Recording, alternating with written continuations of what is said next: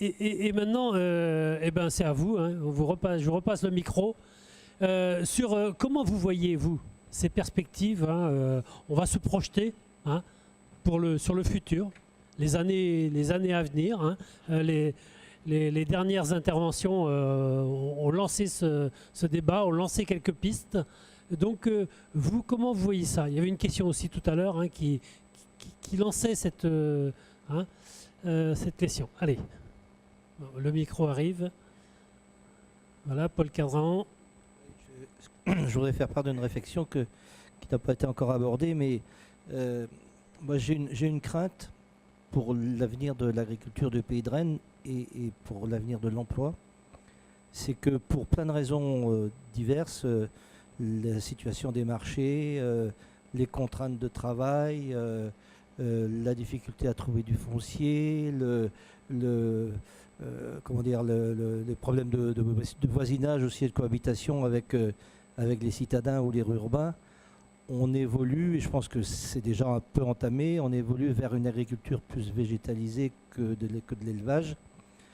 Et on sait que, enfin je ne parle pas des productions maraîchères ou légumières, hein, parce que là effectivement ça permet d'installer de faire travailler plusieurs personnes sur des petites surfaces, mais si on parle plutôt grandes cultures, enfin céréales, je crains que ça soit une évolution dommageable pour à la fois l'activité agricole et l'emploi, non seulement l'emploi dans la production, mais aussi l'emploi dans la transformation, parce qu'on sait que globalement, les activités d'élevage procurent plus d'emplois que les activités céréalières quand même. Et est-ce à dire que tu l'observes déjà, ça? Pas vraiment, enfin à passer ça va pas trop mal de ce point de vue-là, mais c'est quand même... on voit bien, c'est une tendance de toute façon qui existe un peu partout, hein, les contraintes de travail, l'évolution des revenus, etc. fait que c'est plus de manière générale, mais avec en plus la pression peut-être de la proximité de la ville qui fait que c'est plus facile sans doute de cultiver des céréales que de faire de l'élevage. D'accord. En tout cas, c'est une crainte que je ressens profondément. Le micro juste derrière. Oui, bonsoir, Christian Mochet, agriculteur à Cerbon. Moi, j'avais une question par rapport à nos jeunes, parce qu'aujourd'hui, on voit qu'on a de la demande, je veux dire, il y a des offres d'emploi qui ne sont pas pourvues, on voit bien qu'il y a un besoin, mais on a aussi peut-être un déficit de communication près des écoles. Quand je dis école, c'est peut-être collège, lycée, d'enseignement général, mais peut-être aussi que les centres de formation agricole ne sont pas forcément adaptés par rapport aux nouveaux métiers. Là, c'est une question. Est-ce qu'il y a des gens de l'enseignement agricole qui veulent répondre, hein? Allez. Il arrive le micro. Voilà. Oui, Jean-François Olivier de la maison familiale de Fougères. Donc par rapport aux jeunes qui s'intéressent au milieu de l'agriculture, chez nous, il y en a pas mal. On a des effectifs assez importants puisqu'on a 30 élèves en terminale. On en a 25 en première et pas loin d'une trentaine en seconde. Donc c'est qu'il y a des gens qui sont intéressés, ce qui est déjà pas mal. Et on s'aperçoit aussi, on parlait tout à l'heure de problématiques d'emploi avec M. Simoneau. Moi, je m'occupe d'un CS conduite d'élevage laitier. Et je suis étonné quand j'ai des gens qui cherchent sur la région Ille-et-Vilaine, enfin sur le département, ils trouvent des emplois du côté d'Isigny-sur-Mer. C'est-à-dire que parfois, ici, il n'y a pas forcément les contacts qui sont établis et qui partent sur des grosses structures avec effectivement des dimensions importantes. Et pour répondre sur les évolutions au niveau de l'enseignement, tout de suite, il y a ce qu'on appelle l'enseigner à produire autrement, parce qu'il y a le produire autrement, il y a l'enseigner à produire autrement. Effectivement, il y avait un axe qui va se développer autour de tout ce qui est agroécologie. Alors agroécologie, bien sûr, ne veut pas dire biologique, parce que souvent, il y a des associations qui sont faites. Donc effectivement, il y a des choses qui évoluent. On cherche à faire évoluer les gens tant sur le point de vue au niveau des cultures que sur l'élevage. Et donc là, c'est aussi en développant des partenariats, on a avec Evolution ou autre, pour essayer d'intéresser les gens et de les motiver, surtout les jeunes.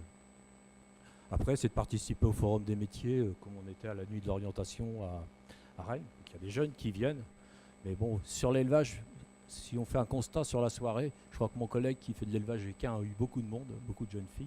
Mais effectivement, tout ce qui est bovin, etc. Alors porcin, c'est encore plus difficile. Et même vis-à-vis des demandeurs d'emploi, je m'occupe de l'ADEMA, c'est l'accès aux demandeurs d'emploi au métier de l'agriculture, donc je travaille avec Valérie. Et effectivement, l'image que l'on a parfois, c'est pour les gens qui arrivent et qui ne connaissent pas, elle est plutôt négative. Quand ils ressortent, généralement les idées ont changé, mais il y a un gros travail à faire sur l'image. Et Les deux témoignages vidéo qu'on a vus, oui. Les jeunes sont rentrés souvent par autre chose. Oui, souvent, donc, effectivement, c'est une découverte. Donc, finalement, le cheval peut aussi être une bonne entrée dans l'agriculture. Pourquoi pas. Les élèves de terminale qui sont sur le cheval, pour 50% repartent sur l'élevage porcin ou l'élevage laitier. Voilà. Parce qu'il y a peu de débouchés dans les cas. Oui. Monsieur, hop, passe là.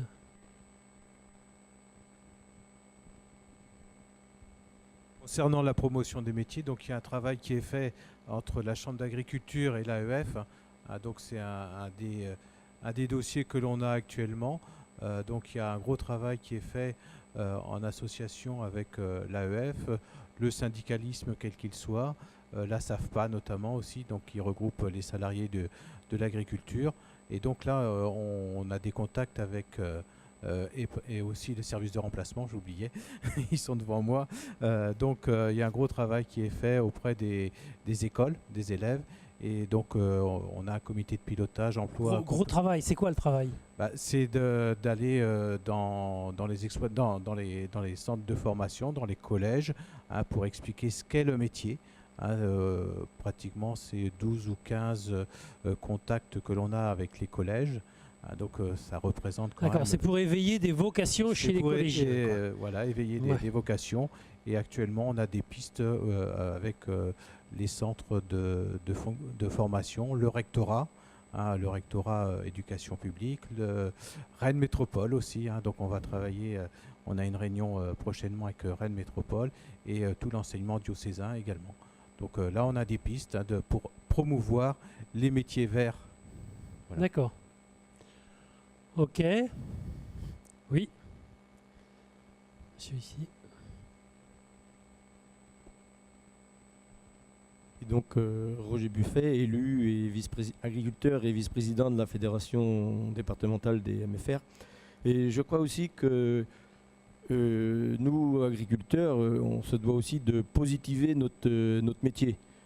Puisque je crois qu'un certain nombre, on est les premiers destructeurs de nos métiers par, je dirais, être défaitistes, quoi. Et je crois que nos parents, grands-parents ont tous connu des moments difficiles dans leur carrière. Et je crois que chaque génération a ses problèmes. Mais je crois que c'est derrière, avec des problèmes qu'on peut rebondir, des difficultés. Et je crois que à partir du moment où que nous, agriculteurs, on positive notre métier, on est les premiers à créer des futurs emplois et des futurs agriculteurs, quoi. Mais puisque vous êtes en responsabilité là, vous êtes devant un jeune, quel argument que vous lui donnez là par rapport à... vous allez quel argument pour qu'il vienne en agriculture? Déjà, le premier argument, c'est il dit viens chez nous sur l'exploitation, tu vas voir dans quelles conditions on travaille, on est heureux dans notre travail. On gagne notre vie ni mieux ni plus mal que d'autres. On a un métier de polyvalence. On assume notre propre gestion, forcément encadrée. Mais en même temps, on est notre patron. On gère notre temps. Et on a une organisation, je dirais, telle qu'on la conçoit, et on est notre chef d'entreprise, quoi. Donc vous insistez sur cette notion-là, quoi. De chef d'entreprise. D'accord.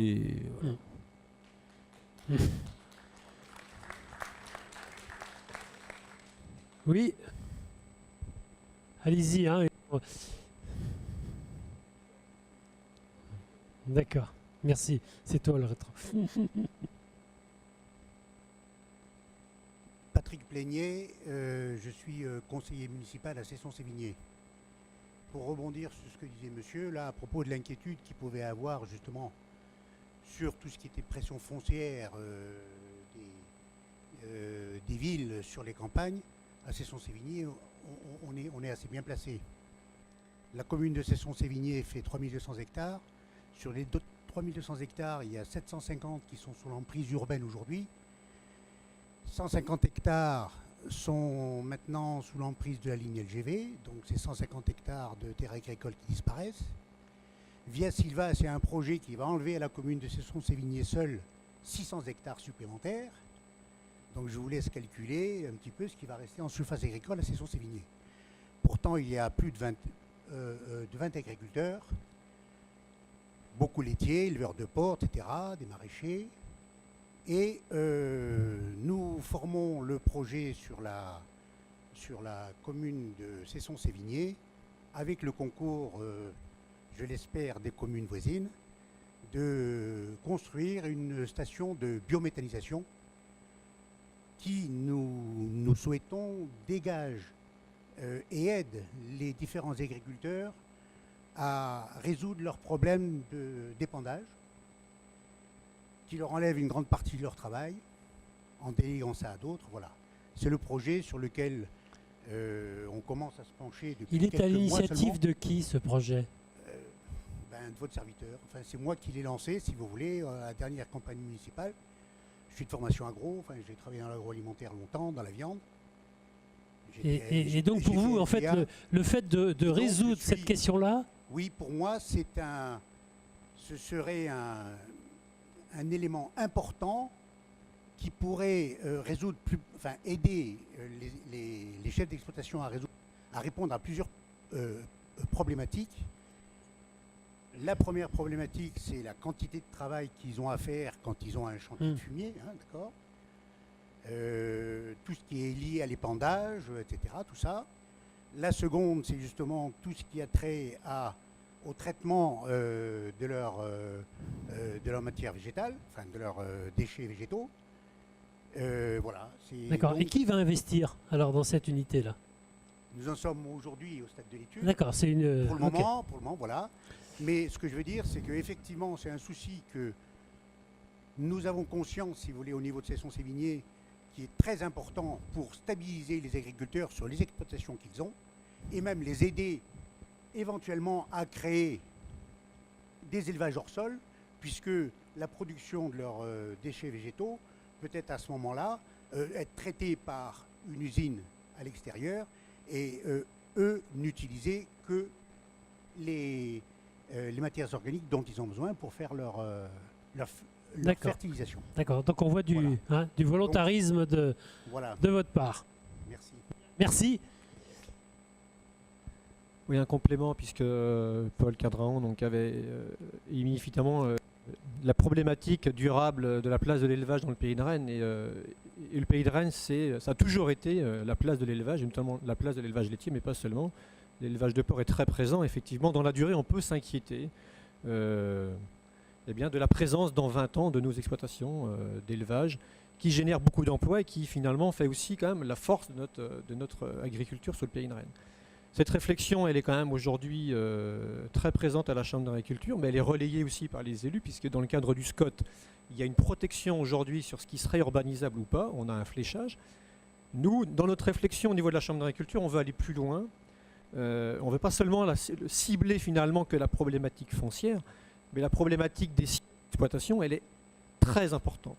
Parce qu'un chef d'exploitation, c'est le lieu où finalement on va continuer de pouvoir ou pas se développer sur les différentes productions, que ce soit la production laitière, la production porcine ou la production de volaille. Et on sait bien qu'aujourd'hui, et encore plus demain, que la taille des élevages ou que la nécessaire amélioration des conditions de logement, de bien-être et de performance nous conduisent pour la plupart à investir dans des bâtiments nouveaux. Et là, effectivement, on a parfois des problèmes de relation avec le voisinage. Et on le vit souvent difficilement dans les exploitations concernées, on le vit difficilement dans la profession.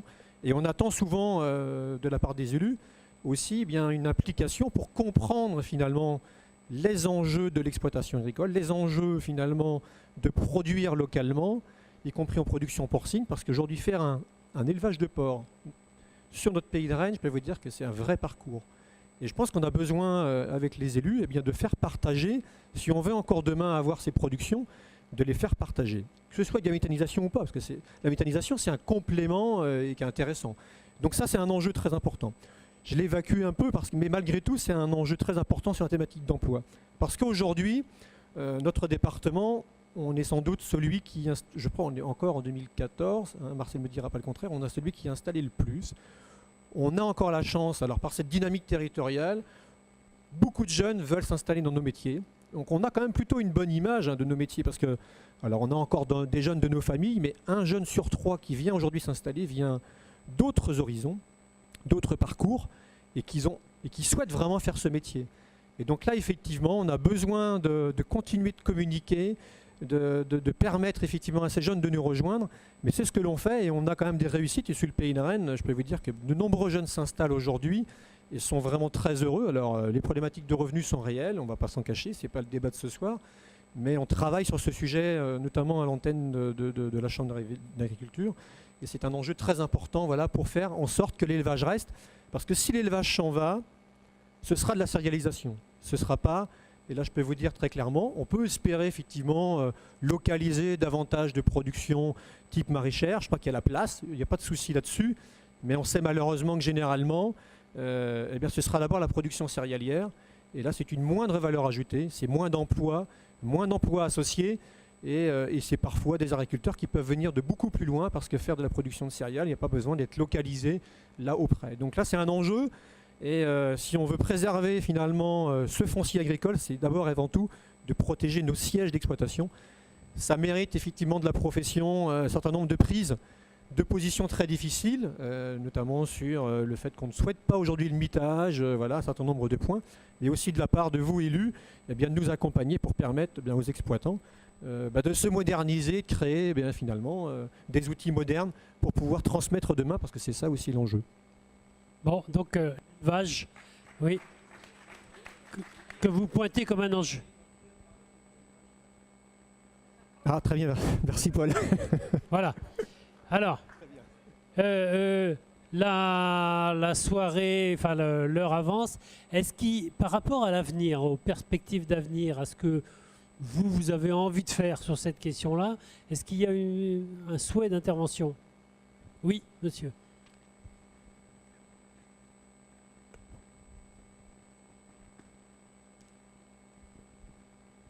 Bon, Joseph Jean, maire de Servan-sur-Vilaine, mais aussi 40 ans de salariat dans une petite coopérative de services.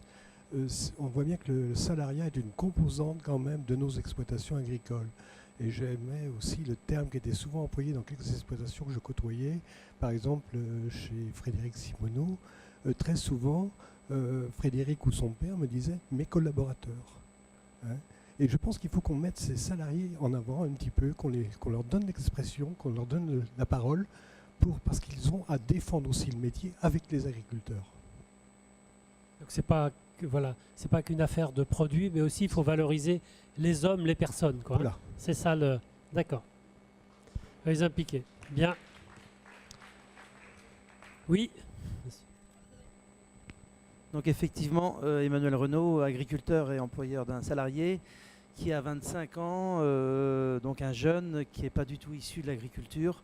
Sa maman est nourrice, son père est informaticien, donc vous voyez pas du tout, mais il s'est toujours passionné pour l'agriculture et je fais toujours en sorte de l'impliquer dans les choix en fait. Quand je fais des investissements et tout ça, je lui en parle, je lui demande son avis, je l'implique pour le motiver parce que je vois bien qu'autour de lui, il a des copains qui travaillent dans d'autres secteurs, qui sont plombiers par exemple, dans la fonction publique à Pontchaillou par exemple, ou dans d'autres professions où ils ont leurs 35 heures, ils ont des bons salaires, donc il est entouré de ces gens-là, ils se voient beaucoup, ils discutent beaucoup, et j'ai toujours peur qu'ils baissent les bras, parce qu'on n'a pas des conditions de travail qui sont forcément aussi faciles que ces autres jeunes-là. Donc je fais toujours attention de l'impliquer, comme dit Joseph, pour le motiver à rester, quoi. Voilà. Mais ma grande crainte, c'est qu'il s'en aille, parce que c'est pas facile d'avoir quelqu'un qui en veut aujourd'hui, quoi, surtout dans les jeunes. D'accord. Bon, il y a une demande d'intervention. Allez, ça va de la dernière. Après, je suis encore le dernier à parler. Allez. Moi, j'ai remarqué aussi qu'il y avait des espaces agricoles qui n'étaient plus mis à la disposition des gens de l'agriculture. J'ai un exemple sur ma commune. Il y avait une serre qui était à vendre. La SAFER s'en est occupée, hein, je ne reproche rien aux gens de la SAFER, parce qu'ils ont vraiment fait tout ce qu'ils pouvaient, sauf que cette serre, qui aurait pu être un outil de travail pour des gens de l'agriculture, elle est partie chez des gens du voyage. Et je trouve ça quand même regrettable qu'il n'y ait pas pu y avoir quelqu'un ou une organisation, ou je ne sais pas, ou Rennes Métropole, ou je ne sais pas, qui soit intervenu pour empêcher que cette serre soit démontée, alors qu'elle aurait pu être un outil de travail. On avait calculé, c'était au moins 3 UTH, production de plants, production de méthanisation, production, et tout était prêt, le dossier était prêt, on l'avait préparé avec la SAFER, et c'est parti, pour toujours. Donc je pense qu'il faut quand même que les élus aussi s'engagent. Et là, ce qui a manqué, faire juste pour le pointer, ce qui a manqué, qu'est-ce qui a manqué? Ils ont mis 100 000 €, moi je les avais pas. Voilà, c'est tout. Ah, okay. Mais peut-être qu'avant, il aurait fallu anticiper pour trouver des solutions. Bon, ça tombe bien, le maire de la commune est là. Alors bon, tu as un coup de retard, Jean-Martial. Tu as un coup de retard, mais tu peux pas le savoir parce qu'on travaille. J'ai vu que la SAFER était là. Il est parti? Non, il est là. Donc on connaît bien le dossier tous les deux, on le suit de près. Et donc ça va rester à l'agriculture, la SAFER est intervenue. Et donc il y a un projet derrière. Donc c'est pas... Mais effectivement, tes craintes initiales étaient fondées, donc il faut rester très vigilant. On l'a tous été, et le dossier va se terminer comme on souhaitait qu'il se termine. Alors peut-être pas comme toi, tu aurais souhaité qu'il se termine, mais ça c'est ouais. Non, mais c'est une question de liquidation d'abord. Hein. Alors moi je partage par contre, parce que dans tous les métiers, les questions de liquidation font que les dossiers traînent quand même souvent très longtemps. Et du coup, il y a quand même souvent de la déperdition. L'outil de travail, là, en l'occurrence, s'est dégradé. Je ne suis pas sûr que les créanciers retrouvent leur argent, même les prêteurs, et que du coup, on liquiderait plus vite. On aurait certainement des outils de travail qui seraient maintenus et qui repartiraient plus facilement. Bien, merci. Qu'est-ce que je fais? Allez, très court, hein. Allez. Juste un élément qu'on a parlé beaucoup, on a parlé d'attractivité des métiers. L'agriculture aujourd'hui travaille, et la Chambre d'agriculture, même au niveau régional, sur l'attractivité des métiers, mais aussi sur faire connaître le fait que la rémunération dans les exploitations agricoles en tant que salarié est une très bonne rémunération. Donc ce n'est pas le déficit on souffre plus pour le recrutement des fois d'un déficit d'image par la méconnaissance des métiers de l'agriculture plus que par les salaires. On va citer quand même, puisque le Codespar travaille en ce moment aussi sur les métiers en tension. On s'aperçoit que les métiers de l'agriculture ont été retenus dans ces critères de métiers en tension, au même titre que, par exemple, la grande surface a des métiers en tension, les caissières par exemple, parce qu'elles ont que 28 heures d'emploi par semaine. C'est un minimum. Quand on n'a que 800 ou 900 € par mois pour vivre, ça peut être compliqué, alors que nous, on peut proposer de bonnes rémunérations. C'est plus un déficit d'image qu'on a. Donc on va trouver des moyens de faire connaître nos métiers et la qualité de notre travail. Et effectivement, comme disait mon collègue tout à l'heure, il faut positiver le métier. Il y a du bonheur dans le champ et dans le pré. Bien. Wow. Merci.